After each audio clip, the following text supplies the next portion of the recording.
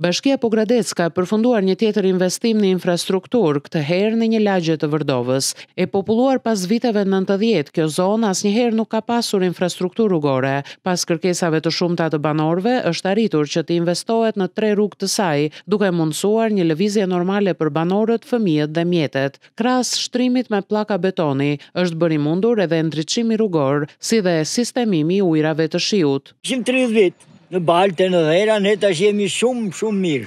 Punime shumë mirë e bërë. Edhe punëtorët kanë punuar në mënyrë shkëlqyer. Ndriçim rrugor tëra të mirë. Rruga ka qenë mos o zot, kalonin këtu nëpër balta, tash është shumë. Ndriçim ka, rrugë ka, çdo gjë ka. Falenderojmë në radhë parë kryetare bashkisë për punën që ka bërë bashkë me stafin e tij. Na ka bërë dhe një shesh të vogël këtu, pushimi për lojtur fëmijët.